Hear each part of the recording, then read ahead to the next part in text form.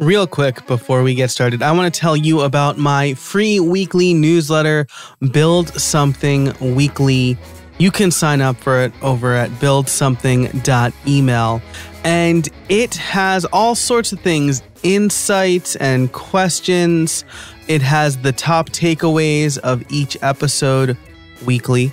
It has the latest content I've created, and it's generally where I first announce new things I'm working on, like this new Beyond 8 workshop that I'm putting together to help podcasters fight pod fade. You can find out more about that and everything in my free weekly newsletter over at buildsomething.email. Hey everybody, and welcome to episode 236 of How I Built It, the podcast that offers actionable tech tips for small business owners. Today's sponsors are TextExpander and Nexus. You'll hear about them later on in the show. Now, sometimes you know you're destined to run your own business. You work for companies and realize that you can't really work within the confines of a corporate structure. It's something that I realized pretty much in high school. And it's something that today's guest, Lauren Kennedy, has known all her life. Realizing that, she took her drive and built a marketing automation company with a twist. While both marketing and automation can be terms associated with the impersonal, she set out to build a people-first company. And that's the main focus of our discussion today, how she keeps that personal touch in an increasingly remote world. Of course, that didn't stop me from asking about her own expertise, which is marketing automation. And in Build Something More, we talk about being active and helping people on social media as a way to grow your business, including Reddit. If you want access to that conversation and all of the ad-free extended episodes of How I Built It a day early, you can join the Build Something Club for just $5 a month or $50 a year. And you can do that as well as get all of the show notes over at howibuilt.it/236. Now let's get into the episode.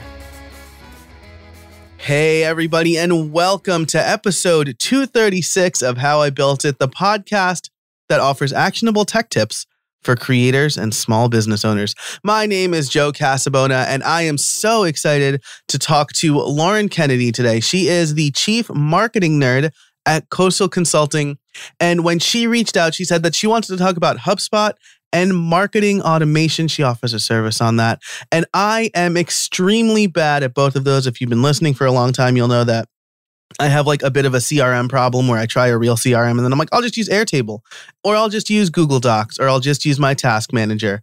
So I'm really excited to talk to Lauren about that today. Lauren, how are you? Doing great. Excited to be here. Excellent. I'm excited to have you on. We had a very good pre-show about imposter syndrome. So if you are a member of the Build Something Club, you can get that. If you are not, you can sign up over at buildsomething.club. All right, that's enough of the shameless promotion. Lauren, I'm really excited to talk to you about especially marketing automation today because I'm a one-man band, more or less. I have a small virtual team that helps me with the production side of things. But as far as marketing and sales go, it's something that I do, and I feel like it falls, but it falls between the cracks a lot of times when I'm focusing on actually building the content. So, before we get into that, though, why don't you tell us a little bit about who you are and what you do? Sure. So I am a people-first leader with a knack for HubSpot and Salesforce. I grew up with entrepreneurial parents and watched my mom start a variety of businesses, from her own restaurant to a nonprofit focused on animal welfare, and have really observed the power in entrepreneurship throughout my life. And I've been fortunate enough to be surrounded by a family that I also consider strong leaders who exhibit really strong leadership qualities. And as I grew to enter the corporate world, I found that psychology and marketing were my two favorites. And as I dove into those skill sets and combined my degree in psychology and my master's in business, I found that marketing automation really spoke to everything that I enjoyed in the business world because it allowed me to connect with people through data and systems. And that's really everything I was looking for. And as I grew in my career, I found that I often had a problem with authority and did not jive well with leadership at organizations that I worked for whenever there came a time when I disagreed with the leadership position or maybe had a values conflict.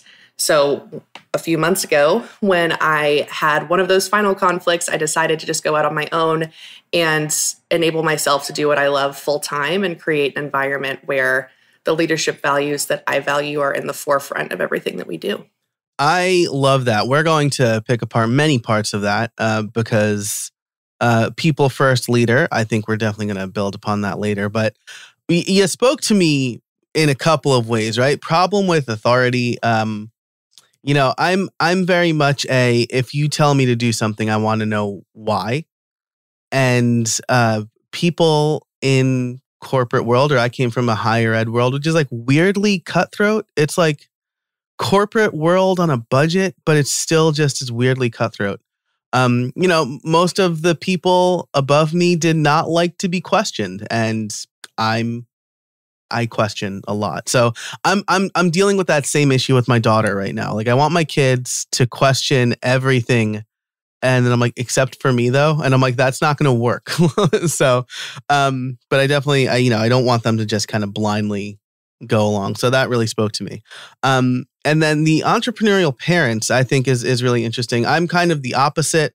My dad got a job at Verizon, which was formerly New York Tel, which was formerly Bell Atlantic, which was formerly NYNEX. Like he worked with that company through more names than he has children. So he was very much like get a job, stay there forever, build on your 401k or pension or whatever. So when I went out on my own, he was supportive. He made the first investment in the business, but I think it was a very difficult thing for him to accept because he was worried about my future. So did your parents, did you find the opposite with your parents? Were they like, why are you getting a real job? Or was it like, do your thing? So by the time that I went out and started my own company, it actually was kind of like a sigh of relief for the people in my life. I'm what's known as a bad employee and a job hopper based off of my resume because I'm super passionate about what I do. And I'm also incredibly inquisitive and curious. And that doesn't really work well with a corporate structure when they want to set you up to achieve goals that were set for you by someone else and not really explain the big picture. And so whenever I said, I'm going to go out and do my own thing, the people around me were like, great, that's exactly what you need to be doing. Because we've seen you try to fit the mold and it's not working. And one of my really close friends said, usually when people tell me that they're going out on their own, I'm nervous and think that it may not be the best bet. But he said that I can't see a better route for you in the future. And I know that whatever you do, you're going to succeed. And I was pretty surprised, actually, that everyone around me was very supportive. There wasn't really any negativity that I was aware of. Yeah, that's so interesting. I have a very similar experience where it's almost like, again, in the pre-show, we talked about imposter syndrome, but I went out on my own and I'm like, am I like a crazy person? Like I've got a 3-month-old and I'm leaving a secure job and my wife is still on maternity leave. And like, because like, I don't know where you're based. I'm going to guess on one of the coasts of the United States. But I'm in the United States too. And like family leave is not like the best here. So she was like taking unpaid leave. And I'm like the bread. I'm the only income right now. And all my friends were like, of course you should do this. Like, of course you should do it. And I'm like, okay, all right. At least other people believe in me. Two things there. Yeah. One, I'm based in Wilmington, North Carolina. Okay. Very much on the coast, 10 minutes from the beach. And two, something that you said that I am actively working to break as a culture norm in the US is I'm leaving a stable job. And I think that no job is stable. No job is safe. And from what I've seen as a freelancer and a full-time employee before becoming an official agency leader, you're actually more stable whenever you have a variety of clients, because a company can decide that your role no longer fits the strategic direction or what have you. But as a freelancer in an agency, you can shift your personal value prop or for the value prop for your organization and find more clients and be more secure. And like you said, family leave options are terrible, but whenever you're the leader of a company, you can kind of direct what that looks like. Yeah, I love that. You're absolutely right. No job is safe, right? Like, maybe that was the case when my dad was my age and was like fully in the workforce and like, but I mean, even that, and let me just say here, like my dad is like my biggest inspiration and like I am him. Like if I want to know what I'm going to be like in 30 years, I just look at him.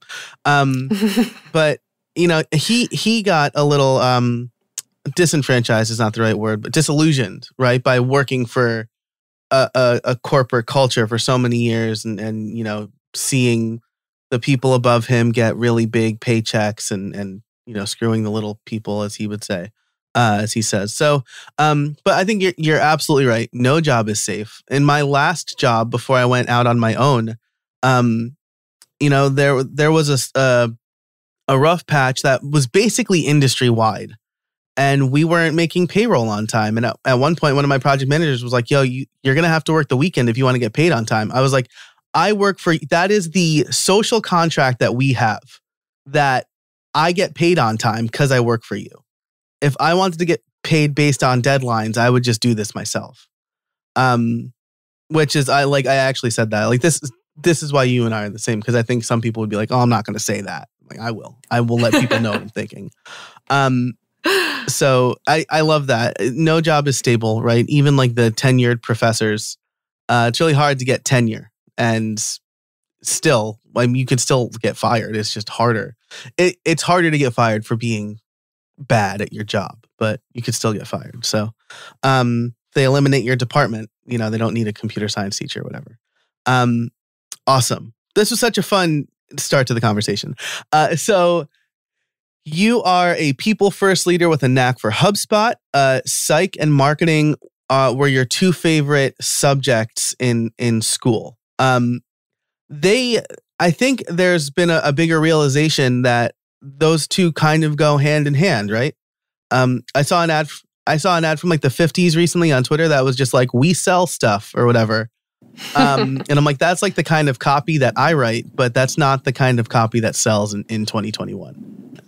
No, the kind of copy that sells in 2021 is not focused on sales at all. It's focused on knowledge and personal connection. Yeah, I love that. It's not focused on sales. It's focused on knowledge and personal connection. So can you elaborate on that a little more? Because I think some people, like the host here, used to take a very Field of Dreams approach, right? Where it's like, if you build it, they will come. But I never proved that I had knowledge in whatever I was selling. Like I never proved like why I was fit to sell. Usually it was a course. And then the personal connection, right? I'm like, how can I form a personal connection with each individual student? But if you write your copy a certain way, then you can, right? It's not a one-to-one relationship. It's a one-to-many relationship. You just need to write the right thing. Absolutely. So I am, as a leader of this organization, we're 5 people now, and I'm sales. And sales is something that has always made me cringe. Yeah. I've never wanted to be a salesperson. There's so much stigma around the word that I know that we need to actively break. And it's kind of ironic because I do sales coaching as part of my offering for clients. But whenever it came time for me to say, okay, I have a sales goal, it doesn't work with me. So I actually don't have a sales goal at all. We don't do anything like that. But the way that I have grown, and a lot of people are like, oh, what a problem, is just organically, because I don't do outbound outreach. We've just recently started running an ad campaign to see if we can be successful in that space. But every client that we've obtained since we started in March has been naturally showing up because of things I've shared online. So I'm part of Facebook groups. I'm active on the HubSpot forum, and I just go provide value. I don't try to say, oh, you can come buy my services and I'll give you the answer. It's really like, oh, that's an interesting problem you're facing. Here's how I've seen it done in the past. Here's what I think you could do. And other people have seen me comment like that and have that type of participation on the forum. And then they reach out and they're like, hey, we have this issue and it seems like you know what you're talking about and we'd like to work with you. So for me, what I've learned is sales is very much the authentic exchange of knowledge. And if you have knowledge that others need, they'll pay for it. Sales is the authentic exchange of knowledge. That is going to be the audiogram, my friends. Because it's so true. You know, I had Jennifer Bourne on the show. She's a friend of mine and a friend of the show. Earlier at the beginning of, I think we kicked off 2021 with Jennifer Bourne's episode. And she said something very similar. Like she would join Facebook groups, answer questions, and then people would be like, hey, you know what you're talking about. It's so true. And it's the same thing I tell people about, you know, be generous with your time and your knowledge. I think a lot of people hold too much of what they know to the chest because they're worried, right? Well, if I'm gonna tell them how to do it, they're just gonna do it and not hire me. No, you're gonna tell them how to do it, and then they're gonna realize that they'd rather spend their time for the people who see value in your work, right? There are always going to be people who don't see value in your work, and they're just going to try to do everything themselves. They were never going to buy from you. So yeah, I always say that your knowledge is not proprietary. Your ability to do it is. This episode is brought to you by Nexus. Look, I know what it's like to spend too much time managing your website instead of your business. In fact, the previous host for this very show made it harder for me to focus on creating content because I was always trying to fix some problem with my website, especially on new episode days. And that's why I switched to Nexus. With Nexus's managed WordPress hosting, I don't have any problems to fix because Nexus fixes them for me, usually before I even know about them. I don't need to worry about my site going down on new episode days, or updates, or backups. I don't even need to worry about plugin vulnerabilities. Nexus has me covered. That's why I can be so consistent. And now they have membership sites with WP Quick Start. A membership site, especially if you're a creator or small business owner like me, can be a fantastic way to increase revenue. But there are too many moving parts for most people who just want to set something up and start making money. Membership sites with WP Quick Start does it all for you. That is great hosting. So check out Nexus today if you want a website and not a project. For a limited time, you can get 50% off your first 6 months. Just go to howibuilt.it/nexus, NEXCESS. That's howibuilt.it/nexus for 50% off your first 6 months. Thanks so much for Nexus for being a sponsor of How I Built It. So you offer a HubSpot and marketing automation service. Tell me a little bit more about that, because again, in the pre-show, we were talking about kind of the angle that you took, right? Because marketing agencies, just like how to start a podcast course, right? Which a dig at me. They're like a dime a dozen today. So how are you differentiating yourself? So whenever I set out to start an agency, number one, I didn't set out to start an agency. I decided to just go out on my own, and my client growth essentially pushed me to become an agency, and now here I am. And whenever I started that, essentially what I wanted to do was to be a strategic partner for as many people who wanted to learn as possible. So when we are looking for a new client, we're looking for people who are personally invested in what they're doing, who really want to know how to do what they're doing, and who want strategic direction and partnership.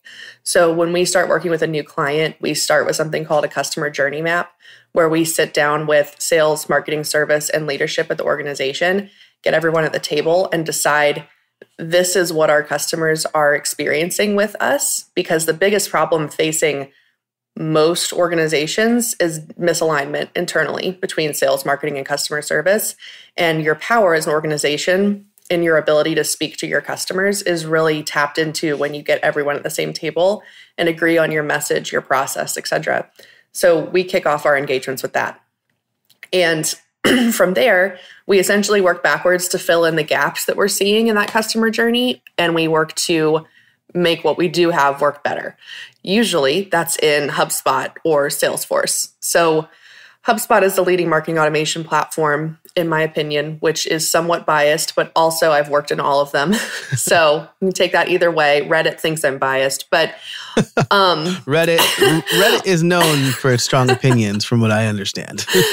Yeah, I started using Reddit this week, and it's been an interesting experience. But anyway, Salesforce is the number one CRM for now.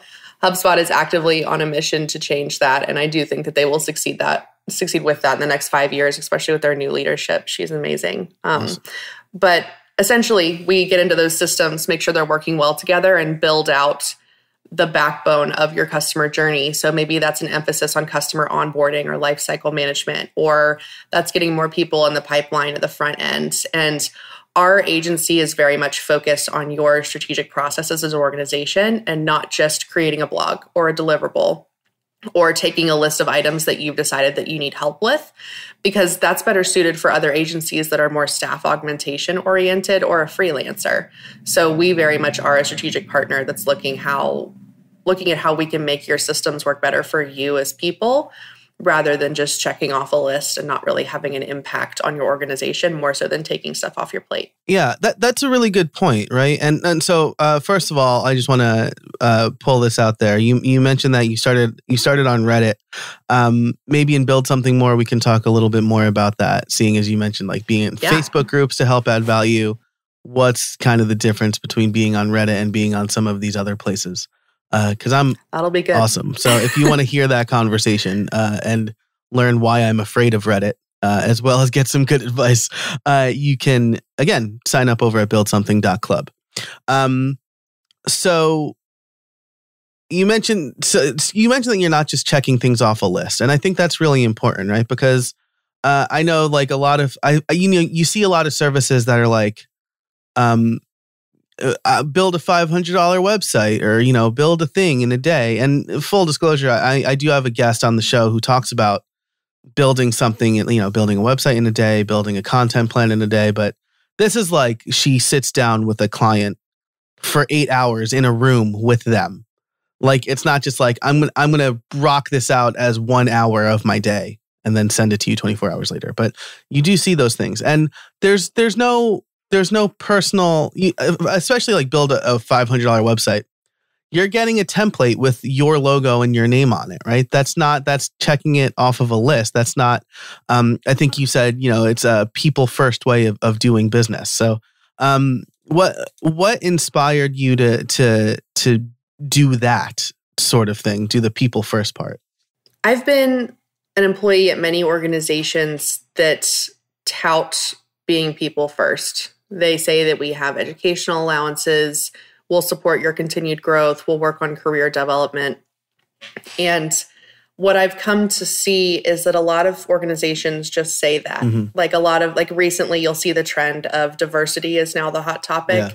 So we now have a Black woman on our board and we're diverse. And it's not really a part of the cultural foundation. And that's really felt when you work there. There's a lot of companies that look at that and they're like, oh, really? Because my department is white men entirely. Right. So whenever you lead with a statement that doesn't match your values, you're very much inauthentic. And Brene Brown's a big inspiration for me. I'm very much vulnerability and authenticity. That can't be my message because it's hers, but I like piggyback on it. But if you're not living your values, then you're really misaligned internally, and that shows whenever it trickles down in your organization. So I've seen that, and I've had great managers and leaders in the past that have helped to counteract the organizational misalignment. So in our bubble, it was okay. But the problem with organizations that are fundamentally flawed is they push out good leadership and management. So when those leaders and managers were pushed out, I went with them. So I saw that and thought that was such a broken system, and I wanted to create an environment where people actually wanted to be and where they were truly put first. So when I looked at, whenever I first started, it was basically just like a bye. I resigned and started an LLC the next day and started figuring it out. So I built my website in a day because it was a checkbox, not my current one, but my previous one. But anyway, as I looked to hire my first employee, I thought about why would someone want to work for me? Why would they want to help me on this mission? What can I do for them? And so I've really looked at hiring people who want to grow in this area because marketing automation, specifically the HubSpot and Salesforce integration, which we specialize in, is a super niche specialty. So it's not like there's a dime a dozen people who know how to do it. Right. So oftentimes they need to learn, and I want to teach them, but not if they don't want to learn. Yeah. So the biggest thing I look for in hireability is adaptability and willingness to learn, and also excitement about learning. So I have a structure where we do $200 a month towards education. So if you want to go to a conference, you stack that up. If you want a course, even if that's not related to your specific job role, if you want to learn more about something completely not related to what we do, you can put that towards that. Just continuing to foster that thirst for knowledge. And on Fridays, we block for personal development. So that might be getting another HubSpot course or HubSpot certification under your belt. That might be an SEO course through Moz or what have you. It's really whatever is going to help you feel more confident in your position and more confident in your life. So obviously, sometimes that gets pushed aside because of an urgent thing, but 9 times out of 10, Fridays are blocked for personal development. And my employees really enjoy that because in the typical agency structure, you're working more than the amount of time that you're scheduled to, and you're on a salary basis, so it's not overtime. And the learning and development you were promised, you never get time to do that. So my employees are also all eligible for overtime. So if they work late, which has not yet happened, they'll get overtime. But I'm really big on, okay, it's 5, go be with your families. But if we do have a client project that's running over or something crazy, they will get overtime and they'll be compensated. And whenever we win big projects that will ramp up stress on the team, there are bonuses that go along with that project being secured by me, because I don't believe in creating a profit organization for myself and then making other people work their asses off for me to earn that. Yeah, that's incredible. And I mean, it shows, right? I mean, I think, we both established that we're kind of unemployable at the beginning, which I don't know if I could use that term because that's the name of Brian Clark's podcast. But, I think I see it the same exact way. I don't have employees. I do have some virtual assistants. I have a VA who I work with, and we did a 6-month check-in. And she's based in the Philippines. But I was like, hey, I just wanted to see how everything is going. Do you feel challenged enough? Are there things and she's like, thanks so much for this check-in. Nobody ever does this. And I'm like, that's weird that nobody does that because I'm paying you to do a thing. I want to make sure you're happy doing that thing. Yeah. So, and the same thing when I was an employee, right? When I felt, we didn't have, we didn't get paid for overtime. It was an agency, and I kind of knew that going in, they made it clear, but I felt appreciated in whatever way, right? I'd get a small bonus, or I'd get some time off or whatever. And their paternity leave was incredible. I got a month full paid leave as the dad, which it's sad that I have to say that's incredible, but it's extremely But that's awesome. Yeah, it's extremely uncommon. But then, I work at places where it's I ask if I can work remotely or if I could go to the beach for a week with my then fiance's family. And they're like, well, no, the other web developer's on vacation. And I was like, I will have a laptop. And they're like, no, we don't want you to work remotely. And I'm like, that's super weird that you just want my butt to be in this specific chair. So it's, making sure that your employees are happy just generally leads to better work. And finding that thirst for knowledge, I think is and fostering it. I think that's really super cool. Thank you. It's been an honor to be able to build this culture, and I am very grateful every day to all my employees for them taking this leap of faith and coming to work with me. And we're onboarding a new employee on August 30th, and I'm going to fly to Charlotte to meet her in person on her first day, and we're going to go to a coffee shop and just do onboarding in person. And she was blown away that I'm doing that. She was like, I've worked in several remote positions and none of them have really taken the time to invest in getting to know me personally. And I know that relationships are really important to her. So I bought a flight and I'm going to go out and meet with her for the day. And I'm really excited to be able to do that. Yeah. And bonus, Charlotte is beautiful. Right? Yeah. That's fantastic. And, it's so interesting that my VA said that, your new employee says that. Because I feel to you and me, it's kind of intuitive, right? The relationship is the important part. But maybe it's just, I'm an elder millennial. I'm gonna assume that we are similar ages. Maybe I'm slightly more elder millennial than you. But so maybe that's a function of our generation, right? That we view these relationships as even more important, especially as more things get remote. So the people first way of doing business, the teaching, does that translate to your client work at all too? Because you mentioned you don't just want like check boxes. I assume that you treat your client projects the same way. Absolutely. We meet individually with each stakeholder on our projects, and we go into that meeting with the goal of getting authentic information from them and getting to know their true pain points. So in a typical kickoff call with an agency, it's you, your boss, their boss, and 5 other people. And the desires that are expressed in that meeting are very much your top line growth goals, your organizational needs, and it doesn't really speak to you as a person. And often when solutions are built off of those top line growth goals, they don't work for the people that are going to be using them every day. So we try to isolate, okay, each marketing member, we're going to get on the phone with you. Each sales member, we're going to get on the phone with you and tell us how you do things every day. Because oftentimes in a company, you'll see that the sales team is not following the sales process. And as marketers, we like to roll our eyes and say, oh, sales is just a herd of cats. But the sales team knows how to sell. They have done sales their whole life. They were hired because they know how to sell. Why would you try to force something that you think is better because of industry best practices on the sales team? So yes, we want to formalize their process, but we don't want to bulldoze what works for them. So talking to the sales team and learning, what are your pain points? What is this organization not doing that they could be for you? And be honest with us, because we're not going to report back to your boss like we're going to make your lives better. And something that I've observed as an internal employee is agencies and third parties that you hire to help often get a louder microphone than the one that your employees have. I don't know why that is. It's so crazy to me. I've noticed the same exact thing. Yeah. It's so weird, but I've often felt bulldozed by agencies as an employee, and I knew what I was doing as well. They were really supposed to be in partnership, and it was never that way. And so when I look at how can I help the team at the company we're partnering with, I'm very much like, what have you thought about to solve this? Why does that not work? What do you have in mind? Because usually they have something in mind. And then I can take their personal mission, if we do agree that that's the right way to go, right, and we can refine it together once I work with them to build that out and champion that to leadership, because my microphone is, for whatever reason, louder, and I can help the actual end users get what they think should be happening because they use it and know what works. I can make that a reality. And so I'm very much an internal champion for my clients, as is my team. So we really try to connect with the people on the team rather than just say, all right, here we are. We're going to put our standard process in place and you're all going to follow it. It's worked for this many clients and you're no different. Yeah, that makes perfect sense. And I have lamented on this show about that very thing where I'm like, I don't understand.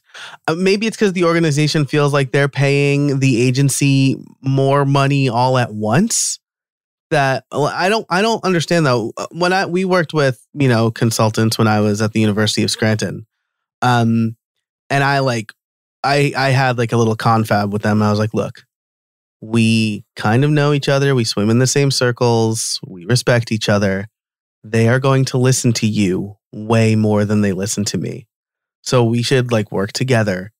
And I'll let you know what I've noticed. You let me know your expertise. And that worked really well, right? Like that. And then inceptioning the marketing manager, because I did a lot of work for their team, even though I was in the tech department. I would just make her think that my ideas were hers. Like, oh, hey, I found this article. This is really good. Well, we should do this. Oh, that's a great idea. Yeah. It's just weird that it has to be that way, right? So it's all manipulation. Yeah. To succeed in corporate America, you either have to not care or be very manipulative. Right. And I think you and I are not very manipulative, right? We're very straight shooters, I would say. Yeah, it depends on who you ask, but yeah. Awesome. This episode is brought to you by TextExpander. In our fast-paced world, things change constantly, and errors in messaging often have significant consequences. With Text Expander, you can save time by converting any text you type into a keyboard shortcut called a snippet. Say goodbye to repetitive text entry, spelling, and message errors, and trying to remember the right thing to say. When you use Text Expander, you can say the right thing in just a few keystrokes. Text Expander lets you make new approved messaging available to every team member instantly with just a few keystrokes, ensuring your team remains consistent, current, and accurate. Text Expander can also be used in any platform, any app, and anywhere you type. So take back your time and increase your productivity. But that's not all it does. With its advanced snippets, you can create fill-ins, pop-up fields, and more. You can even use JavaScript or AppleScript. I can type out full instructions for my podcast editor, hi Joel, in just a few keystrokes. Another one of my favorite and most used snippets is PPT. This will take whatever text I have on my clipboard and convert it into plain text. No more fighting formatting if I'm copying from Word or anyplace else. Last month, I saved over 2 hours in typing alone. That doesn't even take into the account the time I saved by not having to search for the right link, text, address, or number. You have no idea how many times I want to type out a link to a blog post or an affiliate link and I can't remember it and then I have to go searching for it. That generally takes minutes, but since I have a Text Expander snippet, it takes seconds. Text Expander is available on macOS, Windows, Chrome, iPhone, and iPad. I've been using it a lot more on my iPhone lately because I've been working from my iPhone more because there are days when I'm just not in front of my computer right now. If you've been curious about trying Text Expander or simple automation in general, now's the time. Listeners can get 20% off their first year. Just visit textexpander.com/podcast and let them know that I sent you. Thanks so much to Text Expander for sponsoring the show, and now let's get back to it. Let's talk about your service, right? Because again, I feel like I talked this up a lot right at the beginning, but we got, I wouldn't say sidetracked, but there's a lot of ground that we've covered here. When it comes to HubSpot and marketing automation, what are, and maybe we can abstract out the tool. When it comes to marketing automation, what are some things that small business owners should think about? Is it just like, I set up a funnel in ConvertKit, I'm all good to go? Like, is that the thing, or like, what should I think about? So as a small business owner, typically the goal is to get as much done in as little time with as little resources as possible. So whenever you're looking at marketing automation, there are a lot of blogs that have taken this buzzword and just blown it up into this huge thing. And what companies like Amazon do with marketing automation is not what you're going to be able to do with marketing automation, and just setting that reality like checkpoint for yourself, because Amazon's marketing automation is also revenue operations. It's customer experience mapping. It's a combination of thousands of people that go behind the emails you get. So when you look at marketing automation, it's really using technology to build the personalized relationship you have with your customers. So you basically look at, why do my customers work with me? What value can I add for them? And then you find a way to use a system to enhance, increase, scale that experience. So for me, it's the personal connection that I have with people and the ability to instill trust and share that I am authentic in our processes. So something that I do with marketing automation is personalize my website based off of if it's a customer or a new client. That's something that's really easy to do in HubSpot. If you use their CMS, which I do, you can put in a very simple tag that says, if they are a customer, show them this. If they are not, show them this. So that's a very basic win with marketing automation. And another basic win is making sure that you're not leaving people hanging. So if they reach out and book a meeting with you, you're sending a meeting confirmation. The HubSpot Meetings tool does that for you. As soon as they go online and use your scheduler to book, it's very similar to Calendly, which is a free option if you're not ready for marketing like HubSpot yet. It also does deal stage automation, which is very helpful in small business, where you say, okay, these are the 6 deals I'm working on. It'll let you know, hey, this one hasn't been touched in 6 days. You should follow up on it. So marketing automation is really kind of like an admin function almost, of being able to send emails for you, remind you of what needs to be done, set your tasks for you. And so when you're getting started in marketing automation as a small business, don't look at every feature HubSpot has, because that is an extensive list, and all of the features are great, but not every business needs an automated customer service ticketing system from the start. But they probably do need basic email automation, basic form capture, meeting scheduling. So whenever we started with HubSpot CMS, HubSpot Marketing Pro, and HubSpot Sales Pro. The reason that I invested so heavily in HubSpot as a small business owner is HubSpot is what I do. And so to me, with my values being authenticity leading the way for us, how am I going to use a different CRM and marketing automation platform and say that HubSpot's the best? And I truly believe that it is the best. It is a larger investment for some, as opposed to some like smaller get in the door systems.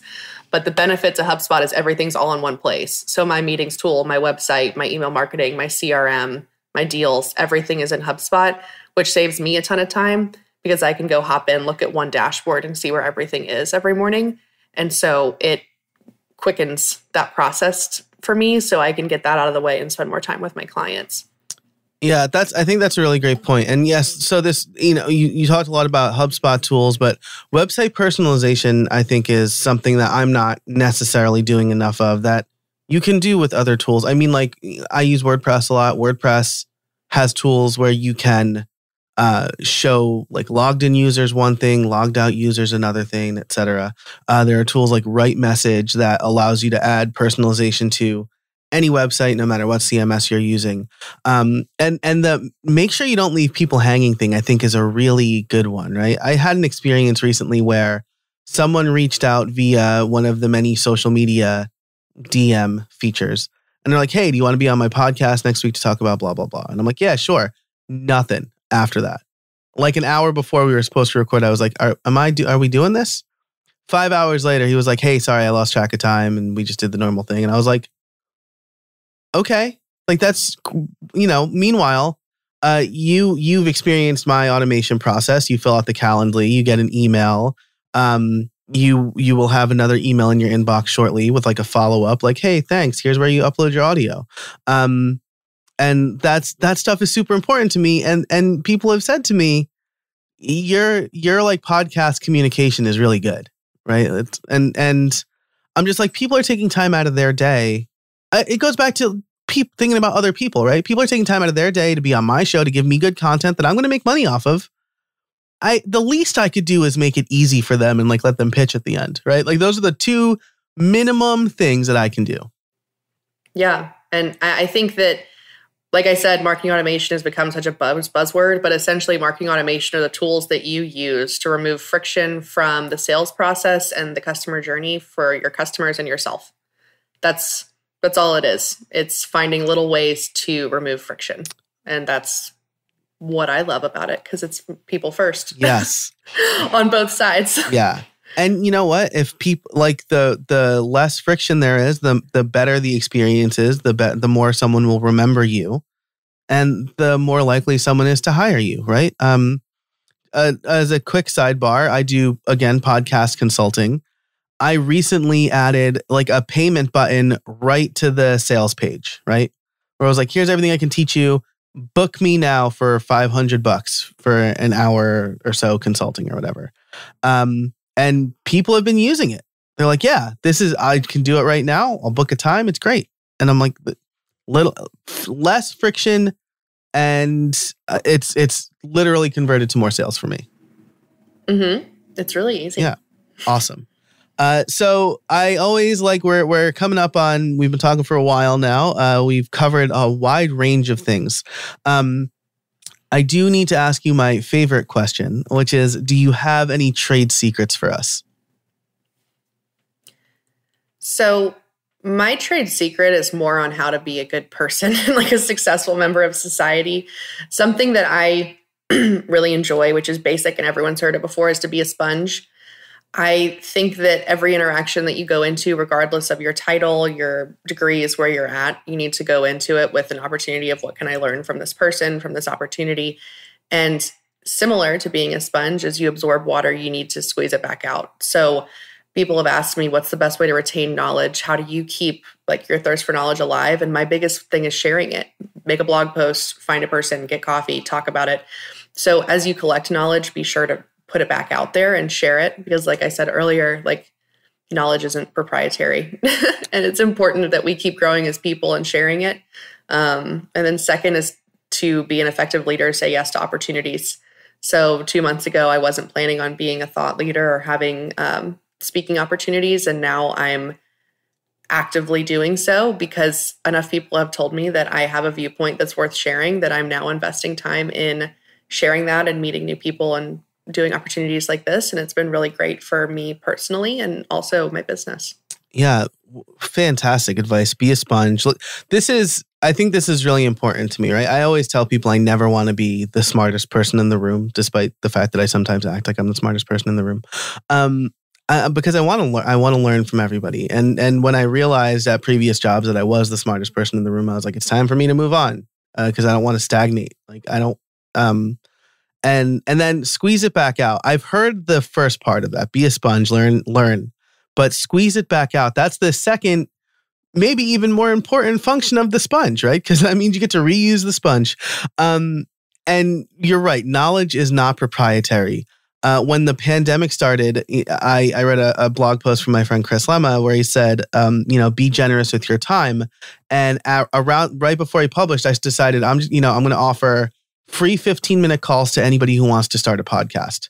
And that it didn't land like direct sales at that moment. People didn't buy my course right after the call, but it did help me, right? And more importantly, it helped other people launch, which is kind of, I want more people to podcast. So, and make money podcasting. So, I think that's so great. And then say yes to opportunities. I don't know if you're familiar with Yearly Themes, from Cortex. Cortex is like my favorite podcast, but basically they say instead of like New Year's resolutions, you should have a yearly theme. And it's like kind of like a guiding principle to help you grow that year. There is an episode for this podcast on my yearly theme that I'll link in the show notes over at howibuilt.it/236. Our conversation has been so good. I think that's the first time I actually mentioned the show notes link. But my yearly theme for this year is the year of opportunity because I felt very curmudgeon-y, like I was saying no to more things because I was like, these people are just trying to whatever. And I decided to start saying yes. It's landed me more work. It's given me more opportunities. And I got a sweet pair of noise canceling headphones because Wix reached out and they're like, hey, we want to send a gift to WordPress influencers. They didn't say what the gift was, but I was just like, sure, why not? And it was $400 headphones. So I was like, yeah, cool. I'm really glad I said yes to that. I would have said no, probably. So yeah, that's incredible. And then I got to give my old ones to my brother. So say yes to opportunities. I think that's so great. Keep an open mind. And I in my head, I'm like, be cool. Like someone's like, you want to speak at my summit and like give you affiliate income or whatever. And I generally don't like that, but I'm like, be cool. Just like see, they're reaching out. They're putting themselves on the line. Awesome. So what a fantastic conversation. We are going to continue it and build something more. But for people who are sadly leaving us after the sign off, Lauren, where can people find you? You can find me on LinkedIn, Twitter, recently Reddit, and also coastalconsulting.co is my website, not .com, .co. And my speaking engagement here was honestly more about my philosophy than what we tactically do. So if you really need some actionable insights into marketing automation, Salesforce, HubSpot, go to our blog at coastalconsulting.co/blog. I am a huge sharer of knowledge, and our blog is pretty incredible when it comes to actionable insights. So check it out. Awesome. Once again, I will link all of those over at howibuilt.it/236. Lauren, thanks so much for coming on the show. This was such a great conversation about kind of philosophy and work life and what all that means. So thank you so much. Yeah, I really enjoyed it. Thanks for having me. Thanks to everybody listening, and thanks to our sponsors. You can see everything we talked about, learn more about the sponsors, find Lauren, of course, and sign up for the Build Something Club over at howibuilt.it/236. If you liked this episode, tell a friend. Be like, hey, you're thinking about quitting your job. Learn from these people who have no tolerance for nonsense. And until next time, get out there and build something.